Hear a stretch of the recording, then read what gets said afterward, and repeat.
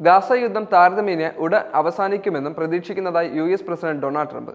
അത് ഉടനടി അവസാനിപ്പിക്കണമെന്നും US പ്രസിഡന്റ് ആഗ്രഹം പ്രകടിപ്പിച്ചിട്ടുണ്ട്. വൈറ്റ് ഹൗസിൽ ഇസ്രായേൽ പ്രധാനമന്ത്രി ബെഞ്ചമിൻ നെതന്യാഹുവുമായുള്ള കൂടിക്കാഴ്ചയിലാണ് ട്രംപ് ഈ അഭിപ്രായ പ്രകടനം നടത്തുന്നത്. ഗാസ യുദ്ധം അവസാനിപ്പിക്കുമെന്ന തന്റെ തെരഞ്ഞെടുപ്പ് പ്രചരണ വാഗ്ദാനം നിറവേറ്റുന്നതിനെ കുറിച്ച് ചോദിച്ചപ്പോൾ ട്രംപ് ഇങ്ങനെ പറഞ്ഞു: യുദ്ധം അവസാനിക്കുന്നത് കാണാൻ ഞാൻ ആഗ്രഹിക്കുന്നു. യുദ്ധം എപ്പോഴെങ്കിലും അവസാനിക്കുമെന്ന് ഞാൻ കരുതുകയും ചെയ്യുന്നു. അത് വളരെ വിദൂരതയിലായിരിക്കില്ല എന്നും അദ്ദേഹം കൂട്ടിച്ചേർത്തു.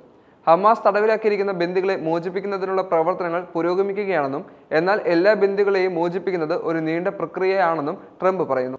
ഓവൽ ഓഫീസിൽ മാധ്യമപ്രവർത്തകരോട് സംസാരിച്ച നെതന്യാഹു കൂടുതൽ ബന്ദികളെ മോചിപ്പിക്കുന്നതിനായി ഇസ്രായേൽ വിജയിക്കുമെന്നും ഞങ്ങൾ പ്രതീക്ഷിക്കുന്നുവെന്ന് കൂട്ടിച്ചേർത്തു. മറ്റൊരു കരാറിൽ പ്രവർത്തിക്കുന്നുണ്ടെന്നും അദ്ദേഹം സ്ഥിരീകരിക്കുന്നുണ്ട്. എല്ലാ ബന്ദികളെ മോചിപ്പിക്കാൻ ഞങ്ങൾ പ്രതിജ്ഞാബദ്ധരാണ്.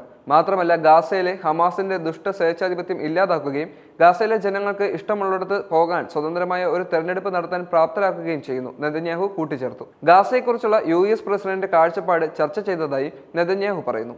അമേരിക്ക എൻക്ലേവ് ഏറ്റെടുക്കാനുള്ള ട്രംപിന്റെ നിർദ്ദേശത്തെ ഇത് പരാമർശിക്കുന്നുണ്ട്. ട്രംപിന്റെ പദ്ധതി വംശീയ ഉന്മൂലനത്തിനുള്ള നിർദ്ദേശമായി ആഗോളതലത്തിൽ അപലപിക്കപ്പെടുകയും ചെയ്തിട്ടുണ്ട്. 2023 ഒക്ടോബർ 7-ന് ഹമാസ് നേതൃത്വത്തിൽ തെക്കൻ ഇസ്രായേലിൽ ആക്രമണം നടത്തിയതോടെയാണ് ഇസ്രായേൽ ഹമാസ് പാലസ്തീൻ യുദ്ധം ആരംഭിക്കുന്നത്. ഇതിന്റെ ഫലമായി ഏകദേശം 1200 പേർ കൊല്ലപ്പെടുകയും 251 പേർ ബന്ദികളാക്കപ്പെടുകയും ചെയ്തു.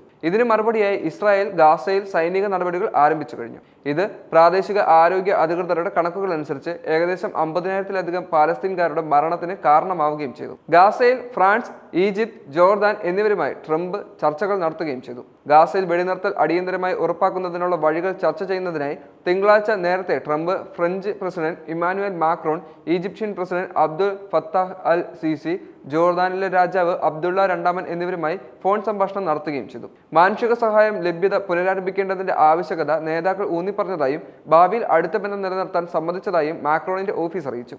നെതന്യാഹുവുമായുള്ള ട്രംപിന്റെ കൂടിക്കാഴ്ചയ്ക്ക് തൊട്ടുമുമ്പായിരുന്നു ഈ ഫോൺ സംഭാഷണങ്ങൾ മുഴുവൻ.